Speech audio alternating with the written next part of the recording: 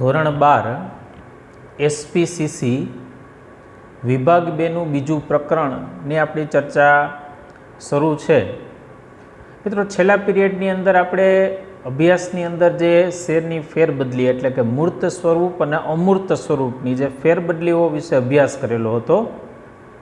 તો મિત્રો, આજે શેરની ફેરબદલી થાય છે એમાં કંપનીના સેક્રેટરી છે એનો ખૂબ અગત્યનો ભાગ એટલે કે રોલ ભજવતા હોય છે।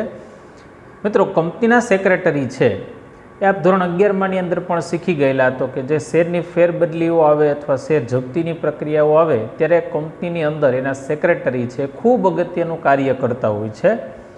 તો આજનો આપણો જે મુદ્દો છે એ જે શેર ફેરબદલીના સંદર્ભમાં કંપનીના સેક્રેટરીની શું ફરજો છે એટલે કે એને શું ફરજ નિભાવવાની છે કે જેથી શેર ફેરબદલી છે એ વ્યવસ્થિત રીતના થઈ શકે। તો મિત્રો, આ ફરજોની એક યાદી આપણી પાસે છે। કુલ આપણી પાસે 1 થી 11 ફરજો છે જેનો અભ્યાસ કરવાનો છે। મિત્રો, આપણે જ્યારે વિધિ શીખેલા હતા ત્યારે વિધિના ઘણા બધા મુદ્દાઓ છે ને ફરજ સાથે થોડા મળતા આવતા હશે, એટલે જો વિધિ વ્યવસ્થિત રીતના આપણે રિવિઝન કરેલું હશે તો ફરજ સમજવામાં પણ એટલી જ મજા આવશે આપને। સૌથી પહેલી ફરજ આપણી પાસે આવે છે શેર ફેરબદલી ફોર્મની ચકાસણી। મિત્રો, આ મુદ્દાને સમજવા માટે આપણે વિધિને પણ સાથે જોડીએ છીએ। આપણે વિધિની અંદર જોયેલું હતું કે જે શેર ધારક પોતાના શેર જ્યારે અન્ય વ્યક્તિને વેચવા માગતો હોય અથવા પોતાનો માલિકી હક જતો કરી અને અન્ય વ્યક્તિ તરફ આપતો હોય ત્યારે એને કંપનીને જાણ કરવા માટે એક ફોર્મ અને ફોર્મની વિગતો ભરવી પડે। મિત્રો, આપણે બીજા મુદ્દાની અંદર ફેરબદલીમાં જોયેલું હતું કે આ બધી વિગતો જ્યારે પૂર્ણ સ્વરૂપે ભરાઈ જાય પછી કંપનીની રજિસ્ટર્ડ ઓફિસ હોય છે ત્યાં ફોર્મ છે સબમિટ કરાવવાનું હોય છે। હા મિત્રો, ત્યાં ફોર્મ જ્યારે જમા થઈ જાય એટલે કે સબમિટ થઈ ગયા પછી કંપનીના સેક્રેટરી શું કરશે તો કે એમની પાસે જે ફોર્મ ફેરબદલીના જમા થયેલા હશે આની ચકાસણી કરવામાં આવશે। હવે આ ચકાસણીની અંદર ઘણી બધી બાબતો આવે, જેમ કે એના મૂળ શેરધારકોની વિગતોની ચકાસણી થશે, જે લોકો શેર ખરીદવા માગે છે એમની પણ વિગતોની ચકાસણી થશે, સાથે સાથે સાક્ષીઓની વિગતની પણ ચકાસણી થશે, શેરની સંખ્યા, આવી ઘણી બધી બાબતો છે એની ચોક્કસ રીતના ચકાસણી કરવામાં આવશે। મિત્રો, બીજો મુદ્દો આપણી પાસે આવે છે કે સ્ટેમ્પ અને ફી। આપણે અગાઉ આ જ પ્રકરણની અંદર જોયેલું હતું કે જે શેરની ફેરબદલી થાય છે આ શેરની ફેરબદલી ઉપર સરકાર દ્વારા સ્ટેમ્પ અને ફી છે એ રાખવામાં આવેલી છે, એટલે કે સરકાર માટે આવક છે અને શેર ખરીદનાર છે એના માટે ખર્ચ છે। તો મિત્રો, જેટલી સંખ્યામાં શેરની ફેરબદલી થાય છે એની જે બજાર કિંમત હોય છે આ બજાર કિંમતના સંદર્ભમાં નિયમો પ્રમાણે સ્ટેમ્પ છે કે નહીં તેની પણ અહીંયા ચકાસણી કરવામાં આવશે। ત્રીજી વિગત આવે છે તો કે સાક્ષીની સહી। મિત્રો, ફેરબદલી ફોર્મની અંદર પણ આપણે જ્યારે અભ્યાસ કરેલો હતો ત્યારે બી વાત કરેલી હતી કે જ્યાં ફેરબદલી થતી હોય એમાં એક સાક્ષીની વિગત અને એની સિગ્નેચર પણ આની સાથે આવતી હોય, ખરીદનાર અને વેચનાર સાથે સાક્ષી પણ હોય છે। તો સાક્ષીની વિગતો છે એની પણ અહીંયા ચકાસણી કરવામાં આવશે ને એની પણ અહીંયા ખાતરી કરવામાં આવશે। ત્યાર પછી આપણી પાસે આવે છે શેર ફેરબદલી પહોંચ। હા મિત્રો, ઉપર આપણે શેર ફેરબદલી ફોર્મની ચકાસણી કરી, સ્ટેમ્પની ચકાસણી કરી, ત્યારબાદ સ્ટેમ્પ અને ફી આ બધી વસ્તુની ચકાસણી કરી, સાક્ષીની પણ ચકાસણી કરી। જો આપણે બધું યોગ્ય લાગે તો કે કંપની તરફથી જે ફેરબદલી ફોર્મ પોતે રિસીવ કરેલું છે અને આ બધી વિગતો યોગ્ય લાગે તો કંપની તરફથી એક રિસિપ્ટ કે પહોંચ છે એ આપવામાં આવે છે। એનો મતલબ એમ કે કંપનીએ તમારું જે ફેરબદલી ફોર્મ છે એનો બધી રીતના સ્વીકાર કરેલો છે। ત્યાર પછી પાંચમો મુદ્દો છે જે પરીક્ષાની દ્રષ્ટિએ પણ ખૂબ અગત્યનો છે, ખાસ કરીને સંચાલક મંડળની અંદર એક ઠરાવ પસાર કરવામાં આવશે। તો કે શેર ફેરબદલી પત્રકની અંદર જે કંઈ પણ વિગતો છે સંતોષકારક લાગે એટલે કે આપણે બધી વિગતોની જે ચકાસણી કરી અને બધી વિગતો યોગ્ય હોય, નીતિ નિયમ પ્રમાણે હોય, ચકાસણી કરવાથી એના માપદંડો પ્રમાણે સિદ્ધ થતી હોય તો કંપનીના સેક્રેટરી છે એ શેર ફેરબદલી માટે મંજૂરી આપતો એક ઠરાવ છે એને સંચાલક મંડળની સભાની અંદર પસાર કરાવવાનો હોય।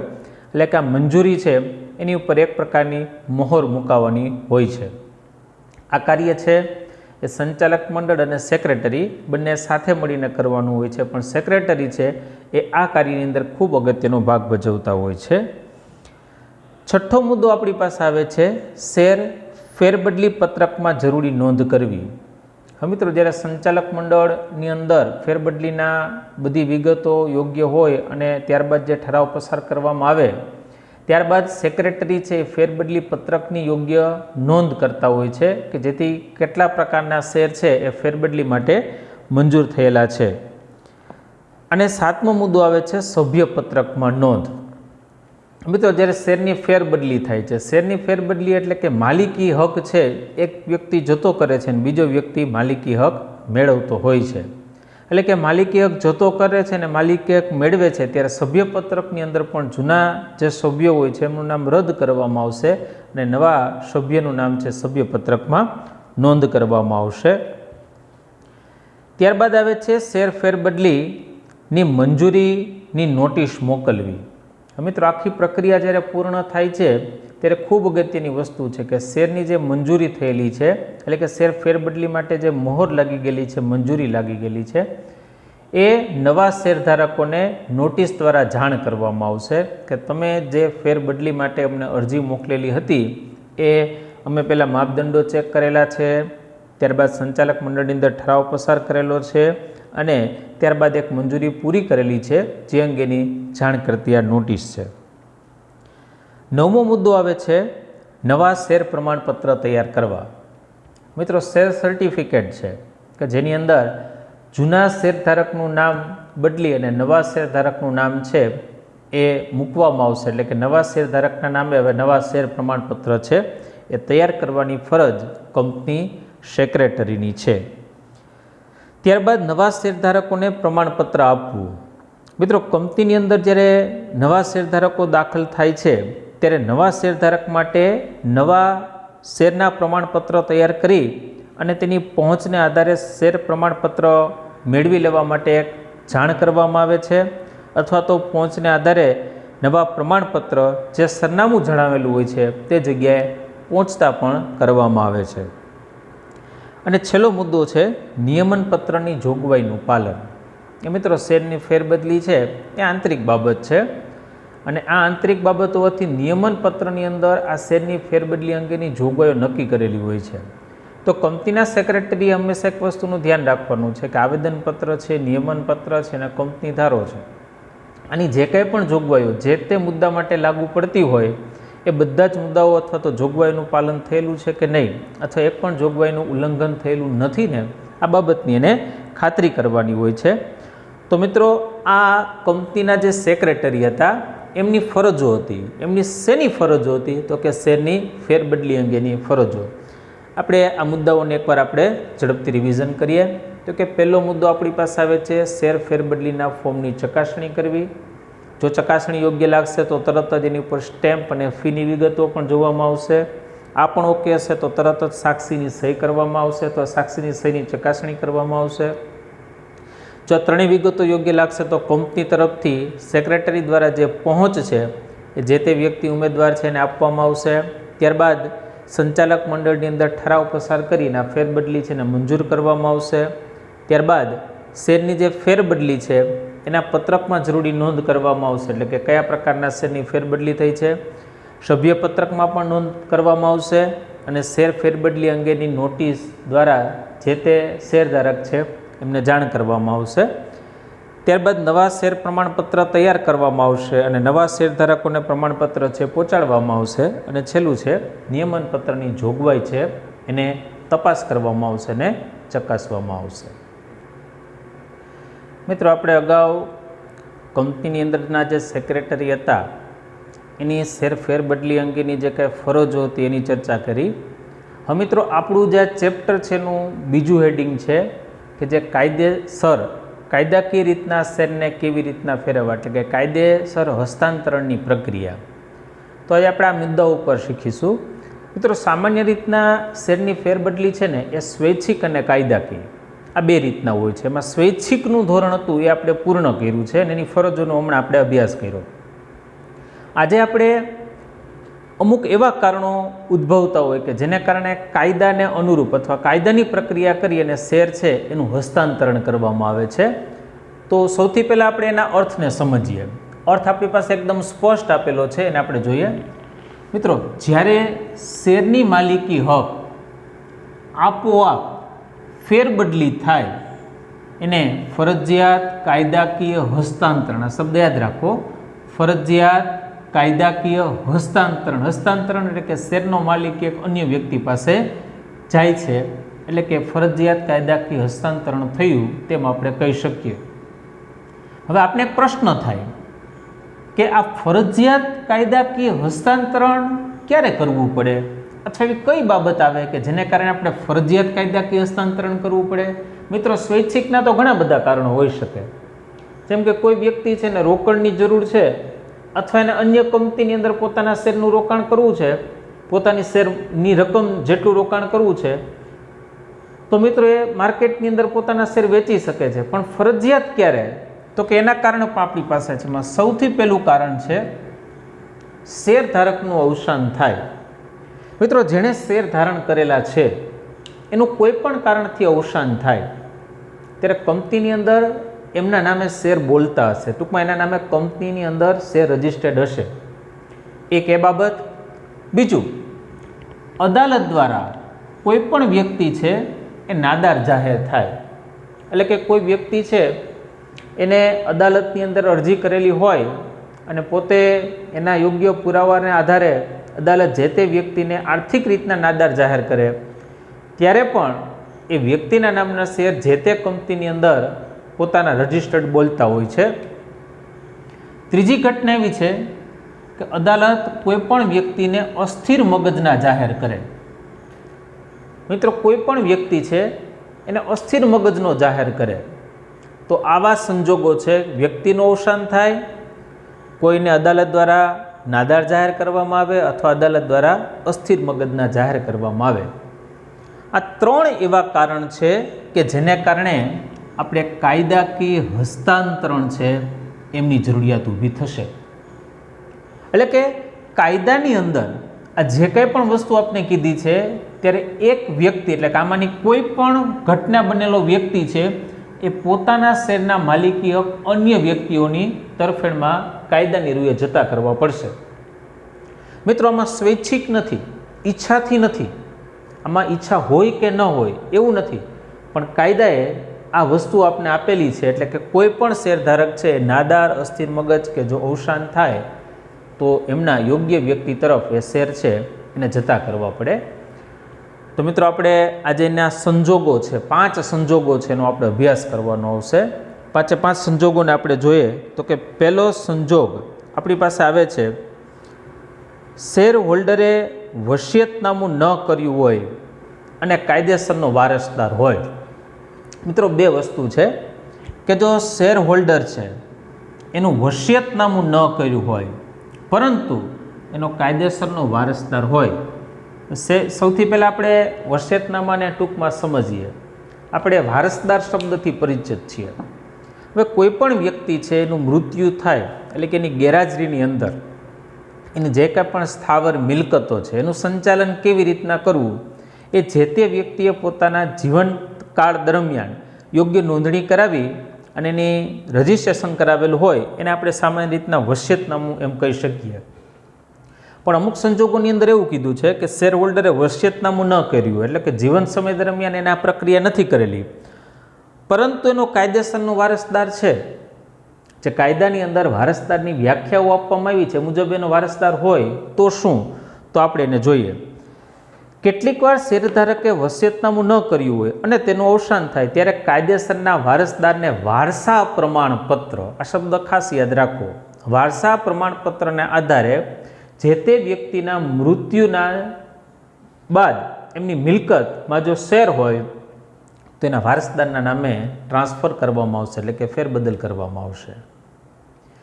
મિત્રો, બીજી ઘટનાને આપણે જોઈએ તો કે શેર હોલ્ડરે વસિયતનામું ન કર્યું હોય, ઉપરના જેવું જ છે, શેર હોલ્ડરે વસિયતનામું ન કર્યું હોય અને વારસદાર ન હોય. ઉપર એક કાયદેસરનો વારસદાર હતો, નીચેનામાં કાયદેસરનો વારસદાર ન હોય તો શું?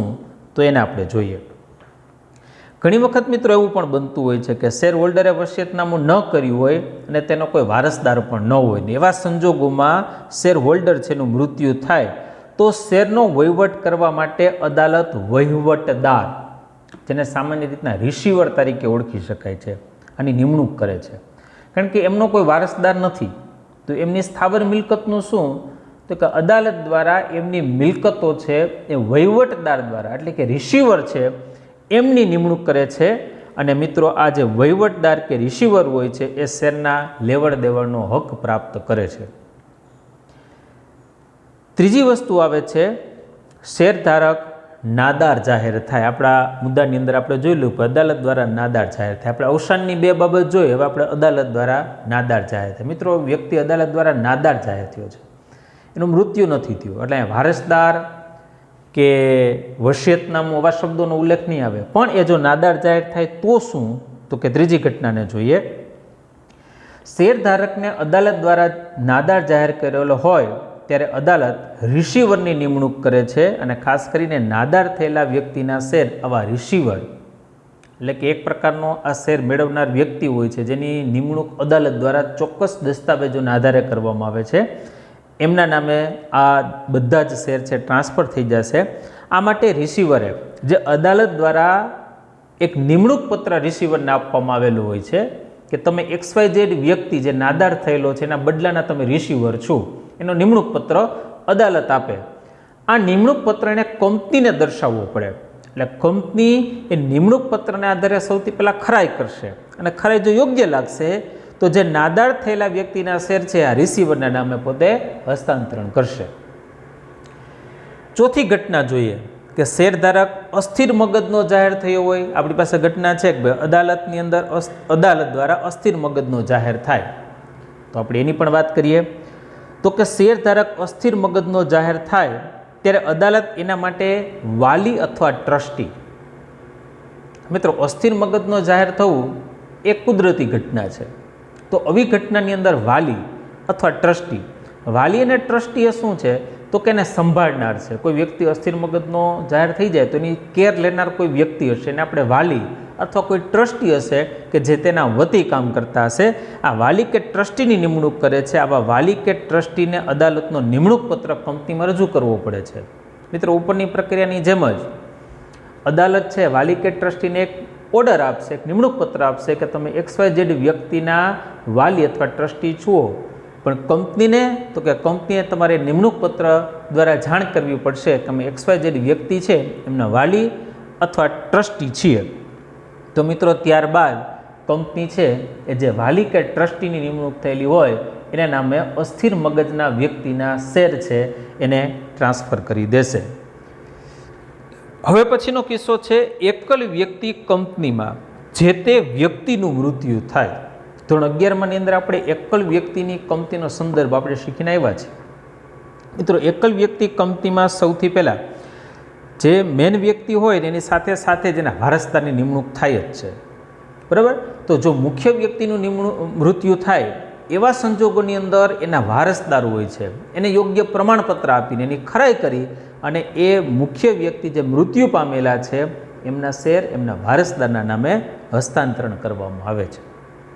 મિત્રો આપણે જે વાત કરતા હતા એ વાત શું હતી તો કે શેરનું કાયદાકીય હસ્તાંતરણ અથવા ફરજિયાત હસ્તાંતરણ. તો કે સૌથી પહેલાં આપણે એનો અર્થ જોયો, ત્યારબાદ એની પાછળના કયા કારણો છે અને એની પાછળના કયા 5 સંજોગો છે કે જેના દ્વારા હસ્તાંતરણની પ્રક્રિયા પૂર્ણ થાય. મિત્રો આપણે જે હસ્તાંતરણની પ્રક્રિયાઓ જોઈએ છીએ એમાં ફરજિયાત હસ્તાંતરણ અથવા કાયદેસર હસ્તાંતરણની વાત કરીએ છીએ. તો અગાઉ આપણે જે શેરની ફેરબદલીની અંદર સ્વૈચ્છિક શેરની ફેરબદલીમાં મૂર્ત અને અમૂર્ત સ્વરૂપના જે ઉદાહરણો જોયા હતા, તો હવે આપણે જે કાયદેસરની હસ્તાંતરણની જે આખી પ્રક્રિયા એક વિધિ છે એનો જ આપણે પરિચય મેળવવાનો છે. મિત્રો આની અંદર આખી પ્રક્રિયા છે એને બહુ વ્યવસ્થિત રીતના આપણે સમજવી પડશે, કારણ કે આની અંદર જે અગાઉની વિધિ છે એના કરતાં ઘણો બધો પ્રકારનો ફેરફાર આવશે. તો કે સૌથી પહેલાં જોઈએ તો કે શેરની ફરજિયાત ફેરબદલીની વિધિ. તો કે શેરની ફરજિયાત ફેરબદલી શું છે એને આપણે અર્થ, એના કારણ, એના સંજોગો દ્વારા હમણાં સ્પષ્ટ રીતના સમજ્યા. વિધિનું સૌથી પહેલું પગથિયું એ છે કે કંપનીને જાણ કરવી. મિત્રો, જે કાંઈ પણ ઘટનાઓ હમણાં મેં તમારી સમક્ષ મૂકેલી છે, આ બધી ઘટનાઓ છે એ શેર હોલ્ડરના પક્ષે બનતી હોય છે. તો શેર હોલ્ડરના પક્ષે બન્યા પછી જે હસ્તાંતરણની પ્રક્રિયા થાય તો એ સંદર્ભે આપણે કંપનીને જાણ કરવી પડે છે. આ જાણ 3 સંદર્ભમાં હોય છે. પહેલો સંદર્ભ આવે છે અવસાન અંગેની જાણ, બીજું આવે છે નાદારી અંગેની જાણ અને ત્રીજું આવે છે અસ્થિર મગજ અંગેની જાણ. તો સૌથી પહેલું આપણે જોઈએ તો કે અવસાન અંગેની જાણ. એમાં મિત્રો આપણી પાસે 2 બાબત શીખવાની છે. એક, જો શેરધારકનું અવસાન થતાં તેના વારસદાર કે જે કાયદેસરનો પ્રતિનિધિ હોય તેણે કંપનીને જાણ કરવી પડે. મિત્રો, જ્યારે કોઈ પણ વ્યક્તિ છે એનું મૃત્યુ થાય છે તેનું જે ડેથ સર્ટિફિકેટ હોય છે એનું એક પ્રમાણપત્ર બનતું હોય છે. તેની જે અવસાન અંગેની જાણ જે તે કંપનીને કરવી પડે. એટલે કંપની એમના વારસદારની ખરાઈ કરશે. એ વારસાઈ પ્રમાણપત્રના આધારેની ખરાઈ થાય છે અને ત્યારબાદ શેર હસ્તાંતરણની પ્રક્રિયા સ્વીકારશે. બીજું, મિત્રો તમને ખબર છે કે શેર છે એ વ્યક્તિગત અને સંયુક્ત બંને રીતના ધારણ કરી શકાય છે. જો વ્યક્તિગત હોય તો વ્યક્તિગત રીતના કોઈ વ્યક્તિનું મૃત્યુ થાય તેવા સંજોગોની મેં હમણાં ચર્ચા કરી, પણ સંયુક્ત રીતના જો શેર ધારણ કરેલા હોય તો શું છે? સંયુક્ત શેરધારકોના સંજોગોમાં પ્રથમ શેરધારકનું અવસાન થાય. મિત્રો, સંયુક્ત શેરધારકમાં એક બાબત એવી છે, એક કરતાં વધારે વ્યક્તિના નામે જ્યારે શેર ધારણ કરેલા હોય ત્યારે પ્રથમ જે વ્યક્તિનું નામ હોય, કંપની વહીવટી સરળતા ખાતર પ્રથમ વ્યક્તિના નામે વહીવટી પ્રક્રિયાઓ કરતી હોય છે. જો પ્રથમ વ્યક્તિનું મૃત્યુ થાય તો કંપની કોના નામે વહીવટ કરશે? તો આગળ આપણે કીધું છે, પ્રથમ શેરધારકનું અવસાન થાય ત્યારે જીવિત રહેલા બીજા શેરધારકો અથવા અન્ય શેરધારકોએ પોતાના નામે શેર ફેરબદલી કરવા માટે પ્રથમ શેરધારકના અવસાનની જાણ પ્રમાણપત્ર સાથે કંપનીને કરવાની રહેશે. પ્રથમ વ્યક્તિ કે જે મૃત્યુ પામેલો છે એમની જાણે કંપનીને કરશે, એટલે બીજા અથવા અન્ય જેના નામે શેરની ફેરબદલી કરવાની હોય એ અંગે કંપની હસ્તાંતરણની પ્રક્રિયા છે પૂર્ણ કરશે. બીજી વાત આપણે કરીએ તો કે નાદારી અંગેની જાણ. મિત્રો, કંપની નાદારી અંગેની જાણ ખાસ કરીને જે કોર્ટ દ્વારા જે તે વ્યક્તિને નાદાર જાહેર કરવામાં આવે છે ત્યારે આપણે હમણાં જોયું કે એના રિસીવર એના વહીવટદારની નિમણૂક થાય છે.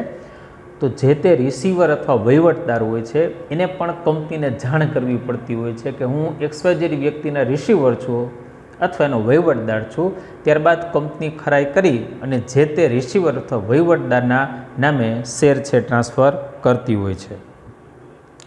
ત્યારબાદ અસ્થિર મગજ અંગેની જાણની વાત કરીએ તો કે જ્યારે શેરધારક અસ્થિર મગજનો જાહેર થાય ત્યારે અદાલત એક વાલી અથવા ટ્રસ્ટી બેમાંથી એકની કાયદેસર રીતના નિમણૂક કરશે અને આ અંગે વાલી કે ટ્રસ્ટીની જાણ પણ કંપનીને કરવાની હોય છે. મિત્રો, ઉપરના 2 સંજોગો નાદારી અને અસ્થિર મગજમાં જેની નિમણૂક અદાલત દ્વારા કરવામાં આવે એને અદાલત એક નિમણૂક પત્ર આપે છે. એ સૌથી મોટો આધાર પુરાવો છે કે તમે કોના વાલી બનો છો, કોના ટ્રસ્ટી બનો છો કે કોના રિસીવર બનો છો. બસ આ જ દસ્તાવેજ કંપનીને જાણ અર્થે મોકલવાના હોય છે.